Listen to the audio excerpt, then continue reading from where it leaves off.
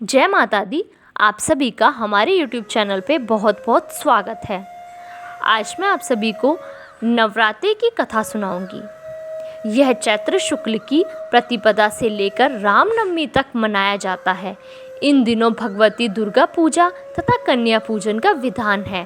प्रतिपदा के दिन घट स्थापना एवं जौ बोने की क्रिया की जाती है।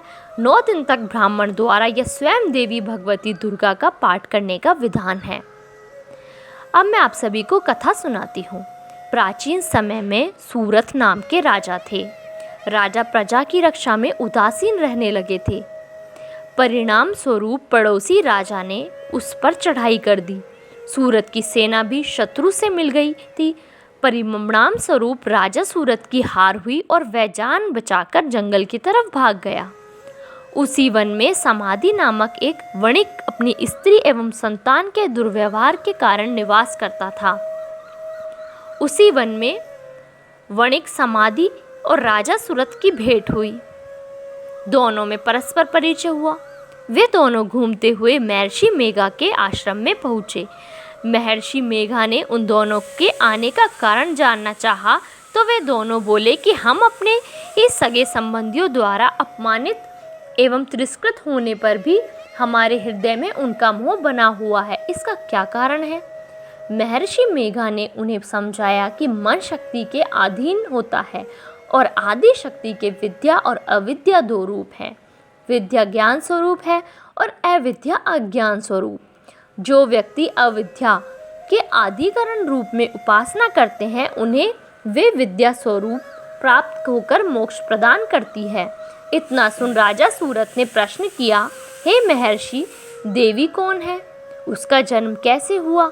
महर्षि बोले, आप जिस देवी के विषय में पूछ रहे हैं वह नित्य स्वरूप और विश्वव्यापिनी है। उसके बारे में ध्यानपूर्वक सुनो। कल्पात के समय विष्णु भगवान क्षीर सागर में अनंत शैया पर शयन कर रहे थे। तब उनके दोनों कानों से मधु और कैटभ नामक 2 दैत्य उत्पन्न हुए। वे दोनों विष्णु की नाभि कमल से उत्पन्न ब्रह्मा जी को मारने दौड़े।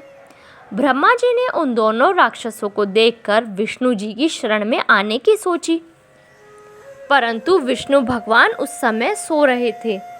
तब उन्होंने विष्णु भगवान को जगाने हेतु उनके नयनों में निवास करने वाली योग निद्रा की स्तुति की। परिणाम स्वरूप तमोगुण अष्टि अधिष्ठाती देवी विष्णु भगवान के नेत्र, नासिका, मुख तथा हृदय से निकलकर ब्रह्मा के सामने उपस्थित हो गई। योग निद्रा के निकलते ही विष्णु भगवान उठकर बैठ गए। भगवान विष्णु और उन राक्षसों में 5000 वर्षों तक युद्ध चलता रहा। अंत में मधु और कैटभ दोनों राक्षस मारे गए। ऋषि बोले, अब ब्रह्मा जी की स्तुति से उत्पन्न महामाया देवी की वीरता तथा प्रभाव का वर्णन करता हूँ, उसे ध्यानपूर्वक सुनो। एक समय देवताओं के स्वामी इंद्र तथा दैत्यों के स्वामी महिषासुर में सैकड़ों वर्षों तक घनघोर संग्राम हुआ। इस युद्ध में देवराज इंद्र की पराजय हुई और महिषासुर इंद्रलोक का स्वामी बन बैठा। अब देवतागण ब्रह्मा के नेतृत्व में भगवान विष्णु और भगवान शंकर की शरण में गए। देवताओं की बातें सुनकर भगवान विष्णु तथा भगवान शंकर क्रोधित हो गए। भगवान विष्णु के मुख तथा ब्रह्मा, शिवजी तथा इंद्र आदि के शरीर से एक तेज पुंज निकला, जिससे समस्त दिशाएं जलने लगी और अंत में यही तेज पुंज एक देवी के रूप में परिवर्तित हो गया। देवी ने सभी देवताओं से आयुध एवं शक्ति प्राप्त करके उच्च स्वर में अट्टहास किया, जिससे तीनों लोकों में हलचल मच गई। महिषासुर अपनी सेना लेकर इस सिंहनाद की ओर दौड़ा। उसने देखा कि देवी के प्रभाव से तीनों लोग आलोकित हो रहे हैं। महिषासुर की देवी के सामने एक भी चाल सफल नहीं हुई और वह देवी के हाथों मारा गया। आगे चलकर यही देवी शुंभ और निशुंभ राक्षसों का वध करने के लिए गौरी देवी के रूप में अवतरित हुई।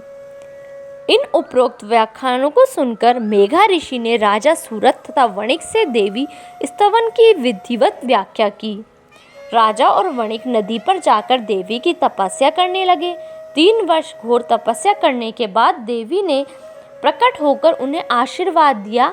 इससे वणिक संसार के मोह से मुक्त होकर आत्मचिंतन में लग गया और राजा ने शत्रुओं पर विजय प्राप्त करके अपना वैभव प्राप्त कर लिया। धन्यवाद। इस वीडियो में बस इतना ही।